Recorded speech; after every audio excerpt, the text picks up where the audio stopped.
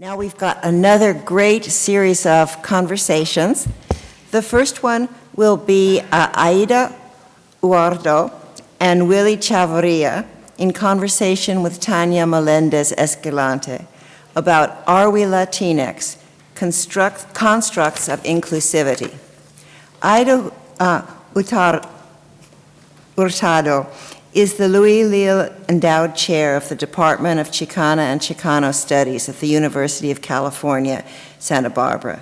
She is co-editor of MeXicana Fashions, Politics, Self-Adornment, and Identity Construction. Willy Chavarria was born in Fresno, California. With a focus on art and commerce, he studied graphic design at the Academy of the Arts and launched his namesake label in 2015. He takes literal content from his own upbringing in both the agricultural fields and the housing projects of the San Joaquin Valley, and combines it with a high fashion sensibility and love for luxury. He's the recipient of this year's Cooper Hewitt National Design Award for Fashion Design and has become increasingly famous for the work he's been doing at Calvin Klein.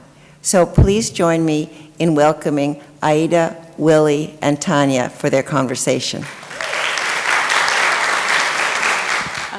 Good afternoon, everyone. I hope you had a good lunch. And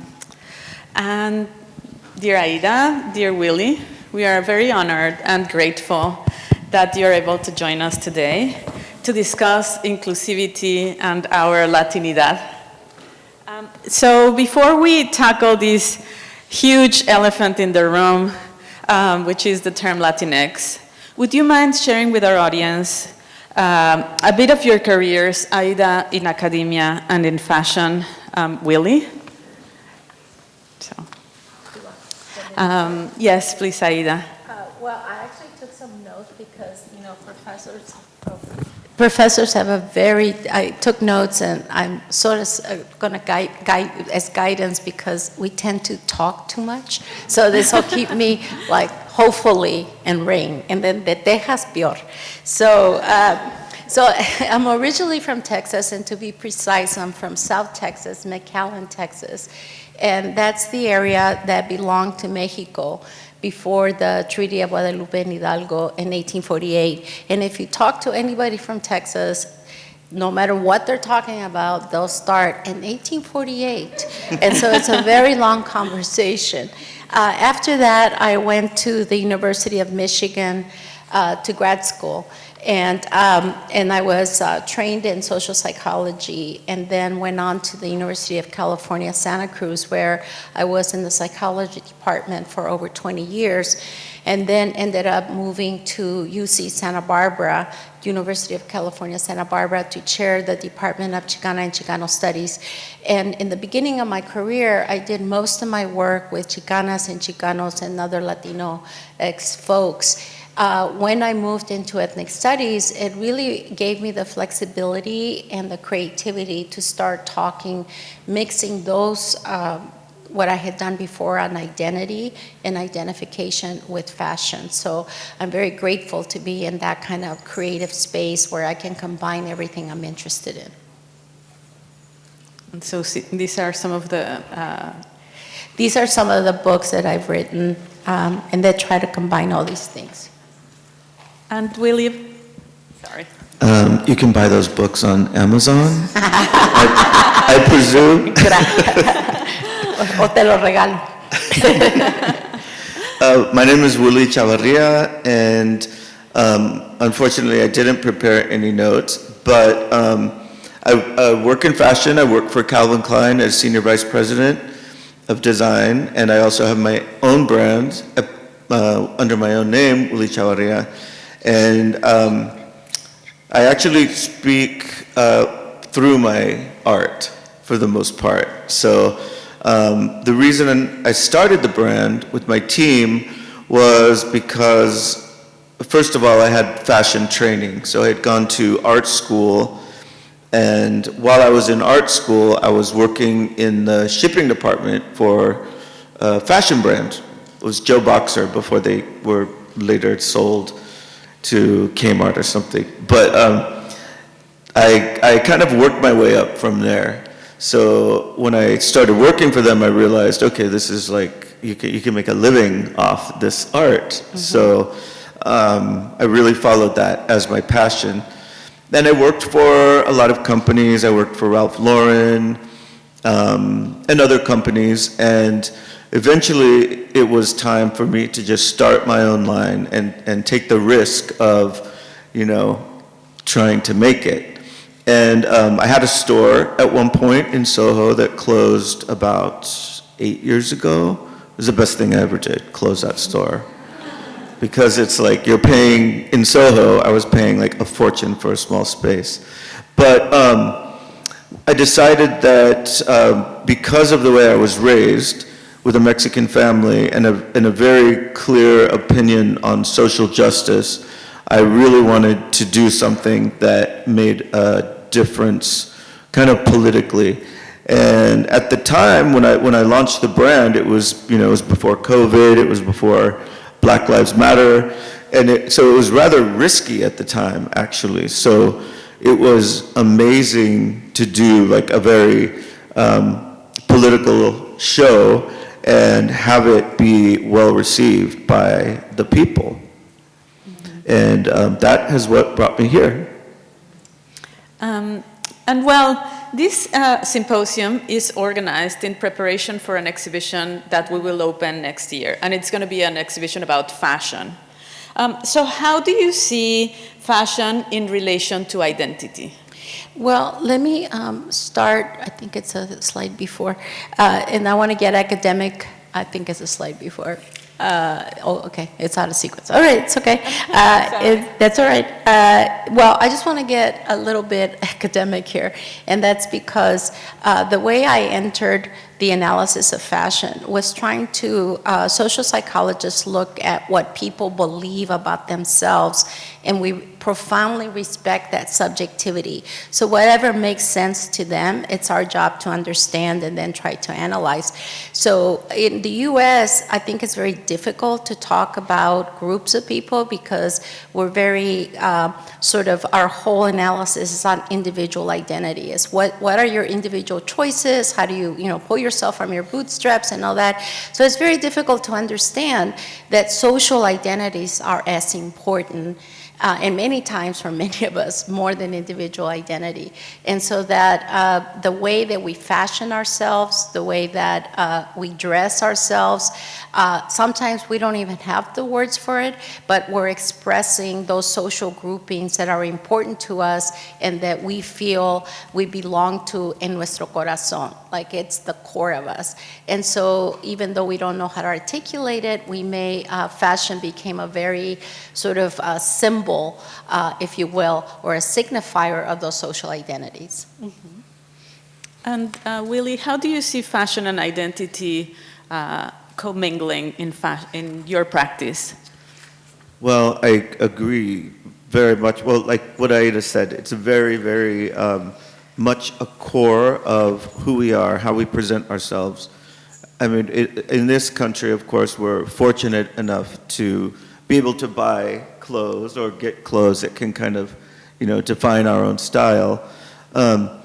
So I do, the way I fell in love with fashion was actually before I even realized there was a fashion industry. And it was seeing my family and the people around me define themselves in how they dressed. And there was no talk of fashion. I mean, this is before the internet and, way before Instagram. So, but the fashion that I was seeing was a cultural definition of, ourselves. And I would see people, myself included, define ourselves by the culture that we identified with. And as I grew older, I would see more people expressing things in the same way.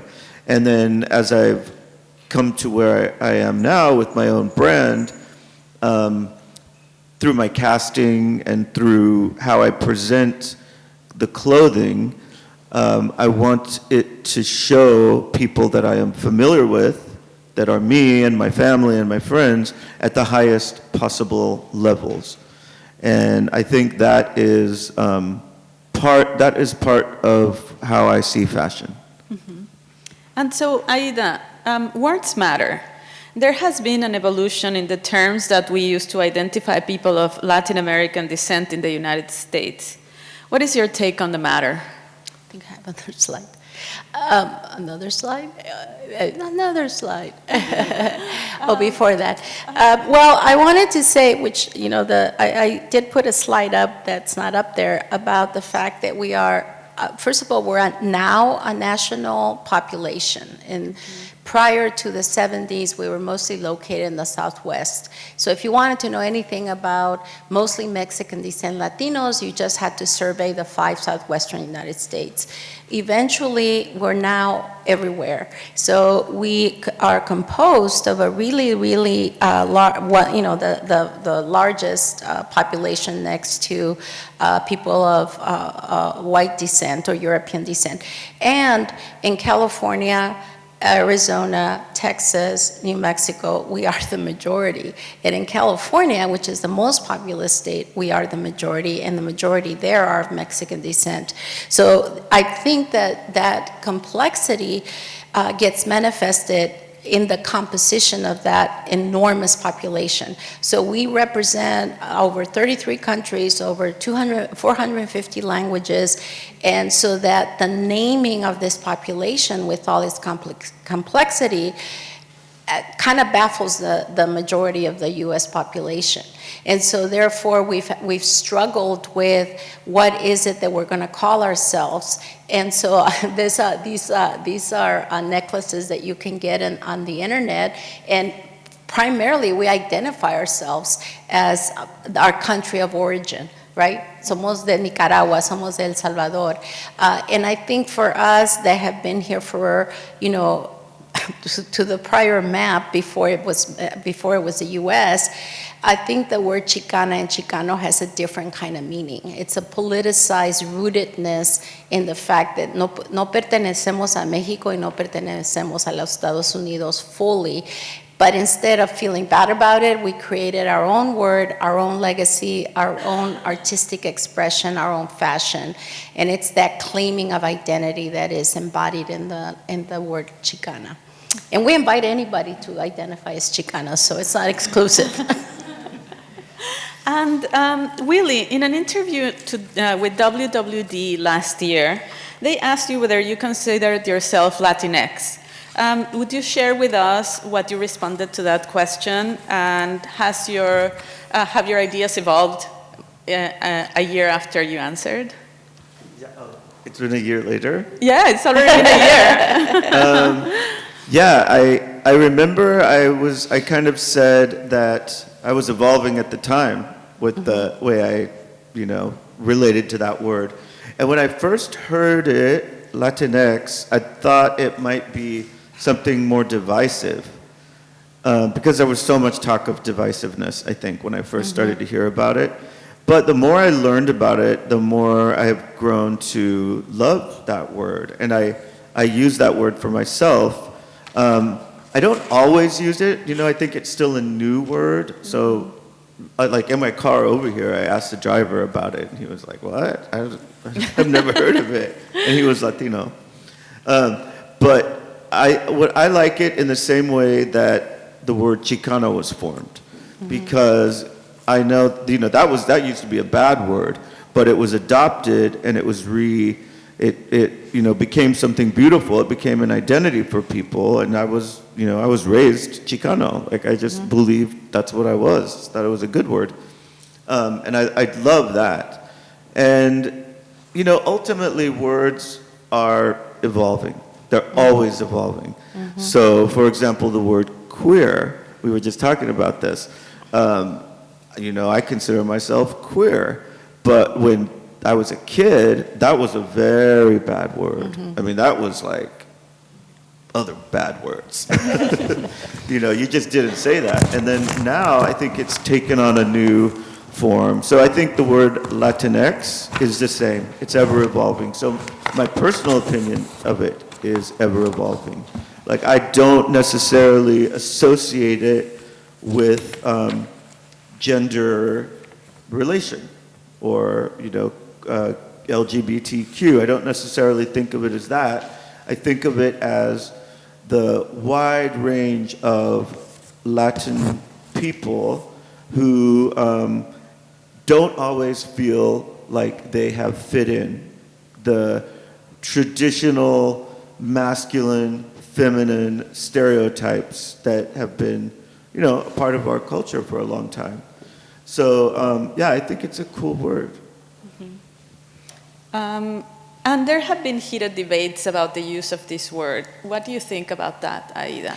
Well, I think the debates are around what Latinx excludes. So we think of it as inclusiveness, but I think you also there's the other side of the coin, right? And I don't know if you have the next, that's the...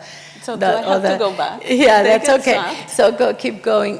So the thing with Latinx is that it kind of it is a political unification of what has been excluded. So I completely support it, but I also think it denies the fact that to get Chicana, the A, to get the gender, the feminine gender into our public discourse, what took a feminist movement. And it took a lot of people's lives, that we are beginning to re-experience that oppression with the abolition of abortion. And now we know what it felt like for people growing up in the 60s, where the gender was like only men. And so Chicana, like for example, in our department, it was the Department of Chicano Studies until about, 12 years ago, where they added the A. So the A cost us a lot. And so I think to obliterate that or to make it X, in a way, denies that movement. And so for me, it depends on what the audience is, it depends what the purpose is, it depends what the political movement behind it is. I don't think I ever use Hispanic unless I'm forced to, but or if I'm being respectful to somebody else who does. So I think specificity as a writer is really important, because otherwise we homogenize entire populations. Mm-hmm. Yeah, I totally agree. And also it's like, it's definitely, it needs to be used like according to your audience, even if it's two people or one person. Yes. Like I would never use that term with my grandparents. Yes. Or my parents. They're like, yes. I'm sure they don't even know the term. Yeah. But it's, when you kind of think about it, it's, the language was created by the Spanish coming to this land and reforming the indigenous languages. Yes. So it kind of makes us think that language is ever evolving, and it's almost like a little bit of a sign of rebellion. I see it as that. So there's a little bit of a cool factor in it. Right, I think. right. I agree. Well, and for us, for example, when we were sharing on social media information about this symposium, we got some comments from our followers who were objecting of us using the word Latinx or other colleagues in other institutions. And so it is a word that one needs to be prepared to talk about. Yes. Because it's not, but I feel that if we had said Hispanic, yes. or if we had said Latino, Latina, yes. There is no, and we cannot list all the Latin American countries. So that's part of the dilemma of the fact that, as we said at the beginning of the day, Latin America is a construct. Yes. Right? So there's never going to be a perfect word for something that doesn't have, it's kind of diffuse and ever-changing. Right. This is one of the great pictures that Willy sent us. And that's Marcus Correa, who might be in the audience, but he is my stylist and he's genius. And, so here we have I think I am, I was That's a little okay. behind. That's all right. Yes. And also I just want to say, when we use the X, what I'm saying to young people, to anybody, I see you, I support you, I'm with you, right? But I also don't want to give up what I had to fight for to get the A. And I also wrote a book about the young men in our community, and I want to honor the O because I want to explore the negative aspects that patriarchy does to the O, right? So that's why I'm saying it just depends on the specificity of your purpose and also the discussion. I mean, I kind of got converted after this morning when I saw Latino X and you guys, how thoughtful you were in going through that process. I said, yeah, okay, I'm behind it because you thought about it. And I think that's what we're asking people to do. Yes, and as you both said, it's, there's not a one size fits all, Yes. right? For example, the people who were born in Latin American countries and came here as an adult, I am an example of that. Right. You can use Latino or Latinx or Hispanic, but the truth is, I am Mexican by Right. nationality. Right. Right? I was born in Mexico, and probably many of the people who came here as adults will say, I am from Mexican. where I grew up, I'm Argentinian, or Right. I am Bolivian. And so, again, it's a word where we're trying to contain much more than a few letters can really accomplish. Absolutely. And there is this idea of inclusivity. Like, what is inclusivity in fashion? As we said before, the politics of fashion are very complex. What's your take on that? And I guess let's start with you, Willy, since you're a practitioner. Sometimes I just don't want to be included. That's So true. I think inclusivity sometimes gets overused, maybe. For me, it hasn't, I've been, called inclusive, and I've done things that have included people who are normally excluded, but for me, it's not being so inclusive as much as it is celebrating people for who they are. Like, I think in fashion specifically, people of color have tried to be included by changing, by adapting to the fashion world around them. I intentionally did not want to do that. I intentionally wanted to, have a brown team. There's Marcus Correa. Have a brown team, celebrate brown people on my runways, and make it a brown brand. So for me, while inclusivity is great, I mean, it's great to include others, of course. We don't exclude people, but for me, the focus is really on celebrating the people that are normally unseen. I think that for me, let me answer in two ways. One is I like the distinction between focus and inclusiveness, right? Focus means that by definition, not everybody's going to be included, but that if you make your focus explicit and clear and purposeful and try to have some positive, outcome in the world, then I think that's okay to be focused, right? The inclusivity without that kind of thought is really not very valuable, I think.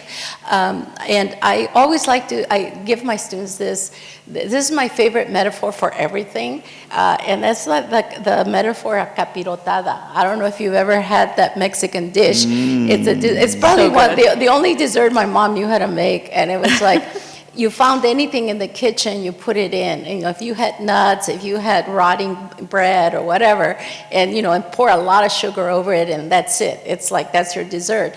And so, in that sense, I like the way fashion, you can incorporate things depending on how you want your capirotada to taste. Right? So it's not mindless, it's not like just randomly, but it is availability. So what I study, the kind of fashion I study is not fashion designers per se, but it's la gente that goes to the Goodwill or goes to the local swap meet and they, you know, make their earrings, they sell their earrings. There's an aesthetic, or the way, you know, viejitas crochet, their tortilla warmers. There's an aesthetic that comes out of what is available. And that capirotada can also be very tasty, but it's not available to us. And so to me, making that explicit is what I think is a different dimension to fashion and self-aesthetics and self-fashioning that manifests as social identities that many times nobody else sees. And I guess we only have a couple minutes left. This has gone by so fast.